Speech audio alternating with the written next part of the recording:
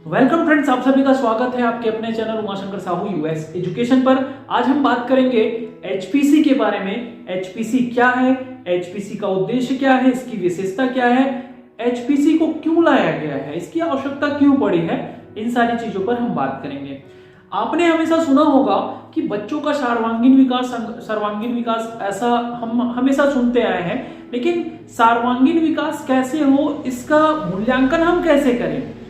तो एचपीसी के माध्यम से आपको ये जानने को मिलेगा कि कैसे हम 360 डिग्री हम एवोल्यूशन करें, कैसे हम मूल्यांकन करेंगे, इन सारी चीजों पर हम बात करेंगे। तो सबसे पहले जान लेते हैं कि एचपीसी है क्या। होलिस्टिक प्रोग्रेस कार्ड या समग्र प्रगति कार्ड जिसको हम कहते हैं। समग्र प्रगति रिपोर्ट जो है आपको अलग अलग ईयर में अलग अलग देखने को मिल रहा होगा। आप देखे होंगे कि हर एक साल ये जो रिपोर्ट कार्ड जो है चेंज हो रहे हैं। अब जो है जिस तरीके का जो रिपोर्ट कार्ड डेवलप किया गया है, जिस तरीके से रिपोर्ट कार्ड अभी बनाया गया है, तो अब मुझे नहीं लगता कि अभी ये चेंज होने वाला है। अभी हम देखेंगे कि 2022-23 में आपने एक रिपोर्ट कार्ड देखे थे, 23-24 में आपने देखे, 24-25 में आपने देखे, और आज 25-26 में आपको एक अलग तरीके का कार्ड देखने को मिलेगा। मैं आपको एक कार्ड दिखाता हूं। ये जो रिपोर्ट कार्ड है वो हमारे स्टेट में अभी ये जो रिपोर्ट कार्ड अभी डेवलप किया गया है, ऐसे विकसित किया गया है। ये इस तरीके से 6 पेज में आप देख पाएंगे। ये जो रिपोर्ट कार्ड है वो आपको कहां से देखने को मिलेगा, ये इसके बारे में भी हम बात कर लेते हैं एचपीसी के बारे में। एचपीसी है क्या। नॉर्मल हम क्या करते थे, बच्चों का हम एग्जाम लेके बच्चों का हम मूल्यांकन करते थे, और बच्चों का मूल्यांकन ग्रेड या अंक देकर करते हैं। तो ये जो एचपीसी क्या कहता है, ये ग्रेड और अंकों से भिन्न है।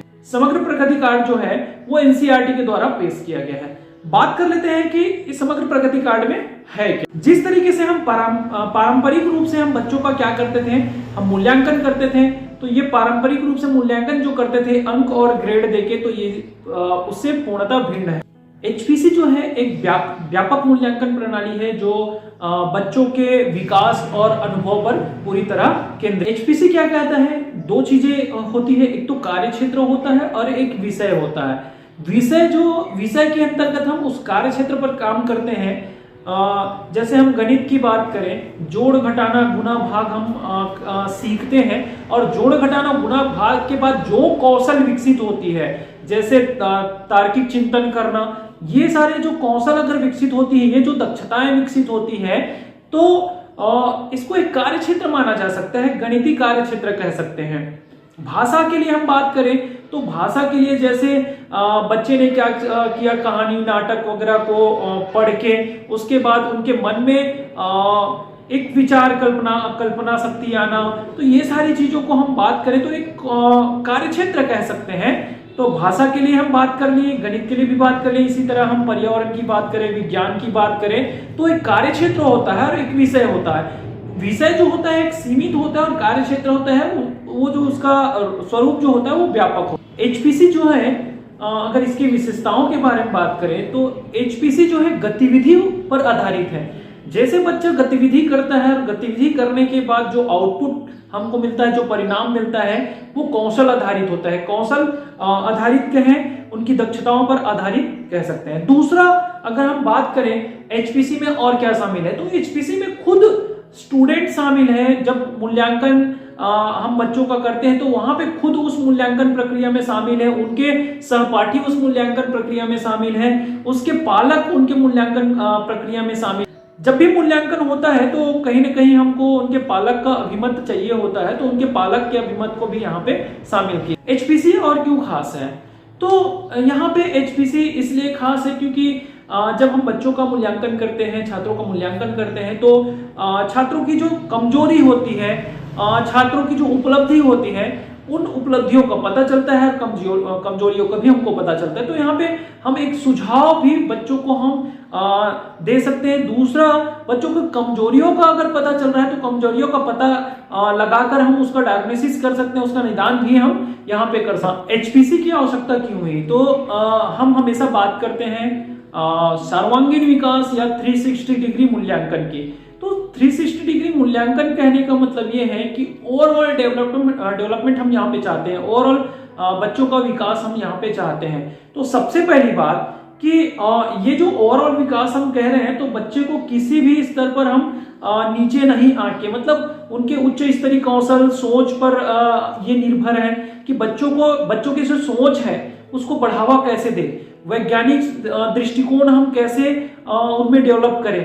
तो इस कारण से, या बच्चों कह सकते हैं कि इसकी आवश्यकता हम कहें कि बच्चों के दिमाग में या बच्चों के मन में हम वैज्ञानिक दृष्टिकोण कैसे डेवलप करें, उच्च स्तरीय चिंतन सोचने की जो क्षमता है वो कैसे हम डेवलप कर सकते हैं, कैसे वो तर्क करें, कैसे वो तुलना करें। तो इन सारी चीजों के लिए इसकी आवश्यकता पड़ी है, ताकि बच्चा जो है एक रटा रुटाया भाग होता है, जैसे हमने कहे पठन सामग्री के अतिरिक्त, तो जैसे होता है ना कि हम सैद्धांतिक बातें हम बच्चों को किसके माध्यम से, कोई एक पाठ के माध्यम से हम बताते हैं, तो वो सैद्धांतिक पाठ को पढ़ाने के बाद बच्चा क्या सोचता है, उसके बाद क्या उस पाठ को पढ़ने के बाद क्या वो आगे सोच पाता है, आगे की उनकी रणनीति क्या होती है, क्या वहां पे और आगे हो सकता है, क्या होना चाहिए, इस पर अगर बच्चा सोचे, इसका विश्लेषण करे, तो ये इसकी आवश्यकता को देखते हुए एचपीसी को डेवलप किया। चलिए और बात कर लेते हैं एचपीसी के बारे में। तो एचपीसी या होलिस्टिक प्रोग्रेस कार्ड जो है आपको कहाँ पे कैसे मिलेंगे, तो ये हर एक स्टेज के लिए अलग अलग होगा। स्टेज की बात करें तो एनईपी में 4 स्टेज सुझाए गए हैं। 4 स्टेज 10+2 को जो परिवर्तित करके क्या किया गया है, एक तो 5+3+3+4 में डिवाइड किया गया है, जिसमें हम 5 को बाल वाटिका 1, 2, 3, क्लास 1, 2, और प्रिपरेटरी स्टेज की हम बात करें तो क्लास 3rd, 4th, 5th की बात करते हैं। मिडिल स्टेज की बात करें तो 6, 7, 8, और सेकेंडरी स्टेज की बात करें तो यहाँ पे आपको 9, 10, 11, 12 मिलता है। तो हर एक स्टेज के लिए अलग अलग प्रोग्रेस कार्ड यहाँ पे डेवलप किया गया है। अब ये जो कार्ड है आपको कहाँ से मिलेंगे, तो इसके लिए आप parak.ncert.gov.in पर आप एंटर कर सकते हैं, जा सकते हैं, और वहाँ पे आप देखेंगे कि अलग अलग स्टेज के लिए अलग अलग कार्ड वहाँ पे दिए गए हैं। अब बात कर लेते हैं कि कौन से कार्ड कितने पेजेस में आपको वहां पे मिलने वाले हैं। तो सबसे पहली बात मैं आपको बता दूं कि फाउंडेशनल स्टेज का जो आपको रिपोर्ट कार्ड है वो कितने पेजेस में मिलेंगे, वो आपको 28 पेजेस के आसपास आपको मिलेंगे। प्रिपरेटरी स्टेज की कार्ड की बारे में बात करें तो आपको ये 40 पेजेस के आसपास मिलने वाले हैं, 40 पेज में आपको मिलेंगे। आगे हम बात करें मिडिल स्टेज के बारे में, तो मिडिल स्टेज का जो आपको रिपोर्ट कार्ड है वो आपको 56 पेज में, और सेकेंडरी का भी 56 पेज में आपको ये रिपोर्ट कार्ड वहां पे आपको देखने को मिलेंगे।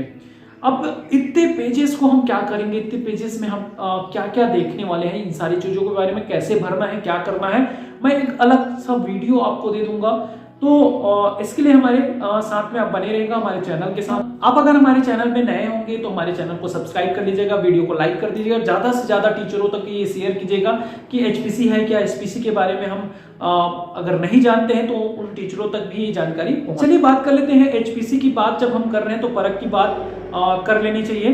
परख क्या है, तो परख का शुभारंभ जो है 2020 में जब एनईपी डेवलप किया जा रहा था तब परख का शुभारंभ। परख एक स्वतंत्र इकाई है जो एनसीईआरटी के साथ में मिलकर काम कर रही है। परख क्या करता है इसके बारे में थोड़ा सा बात कर लें कि परख एक मानक तैयार करता है मूल्यांकन के लिए। और वो मानक क्या है, जैसे हर एक स्टेट में आप देखेंगे कि हर एक स्टेट का स्टैंडर्ड अलग अलग होता है, एक मानक जो है अलग अलग होता है वो मूल्यांकन प्रणाली के। तो परख क्या करता है, प्रत्येक स्टेट और केंद्रीय जो बोर्ड है उनके साथ में उनको एक सुझाव प्रस्तुत करते हैं कि स्टैंडर्ड एक मानक तैयार करके उनको सुझाव देते हैं, निर्देश देते हैं कि इस तरीके से हम स्टैंडर्ड तैयार करके बच्चों का क्या करें, वैल्यूएशन या मूल्यांकन हम करें। तो परख का अगर मेन उद्देश्य अगर कहा जाए तो एक मानक तय करना, और मानक तय करके राज्यों को क्या, राज्य बोर्ड जो है या केंद्रीय जो बोर्ड है उनको एक निर्देशित करना परख का काम है। परख के लिए और बात करें तो परख जो है एक परख के उद्देश्यों की बात करें तो परख जो है एक ऐसा मापदंड तैयार करता है जो मापदंड सारे स्टेट में लागू हो। एक बात और, परख का जो उद्देश्य जो है कि रटन जो प्रणाली है, रटन प्रणाली को दूर करने पर मुख्य रूप से जोर दिया गया है। परख के मूल्यांकन प्रणाली की और बात करें तो परख जो मूल्यांकन प्रणाली है या जो स्टैंडर्ड जो डिसाइड किया गया है वो सिर्फ अपने सैद्धांतिक ज्ञान पर आधारित ना हो के कौशल दक्षता पर आधारित हो, उनके अनुभव पर आधारित हो।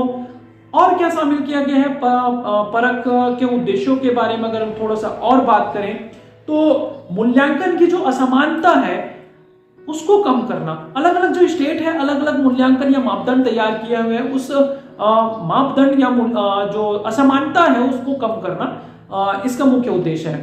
परख के बारे में थोड़ा सा और जान लेते हैं। परख है क्या, परख का फुल फॉर्म क्या है। परख जो है आपने देखे होंगे परख का एग्जाम पिछले बार हुआ था जिसमें आपने देखे होंगे क्लास 3rd 6 और 9th क्लास के जो बच्चों का एक एग्जाम लिया हुआ था जो किस पर आधारित था, लर्निंग आउटकम पर आधारित था। तो परख जो है ऐसे काम को भी करते हैं। दूसरा अगर बात करें तो परख को नेशनल अचीवमेंट सर्वे जो था नास जो है उसकी जिम्मेदारी भी सौंपी गई थी। परख को एसएएस जो होता है स्टेट अचीवमेंट जो सर्वे है उसकी जिम्मेदारी भी परख टीम को सौंपी गई। एक स्वतंत्र इकाई है जो एनसीईआरटी के साथ मिलकर परख के फुल फॉर्म के बारे में भी जान ले। Performance review and analysis of non holistic development, समग्र विकास के लिए ज्ञान प्रदर्शन मूल्यांकन समीक्षा और विश्लेषण पर आधारित है। तो एचपीसी की जानकारी और इसके साथ में परख की जानकारी आपको नेक्स्ट वीडियो में ये जो आपको कार्ड दिख रहे हैं हमारे स्टेट का कार्ड दिख रहा है, स्टेप बाय स्टेप इस कार्ड को हम कैसे बनेंगे, क्लास 1 to 8 हम इस कार्ड पर कैसे काम करेंगे, हम क्या क्या फिल करने होंगे, कौन से पेज में क्या फिल करने होंगे, कहाँ पे हमको अवलोकन टिप्पणियां कैसे लिखनी होगी, समग्र टिप्पणियां कैसे लिखनी होगी। फिर इधर एक सारांश दिख रहा है छात्र की क्षमता के आधार पर ये गुणात्मक इनपुट हम कैसे यहाँ पे लिखेंगे, कैसे सारी जानकारी आपको स्टेप बाय स्टेप यहाँ पे जानने को मिलेगा। तो बने रहिएगा हमारे साथ में। Thank you.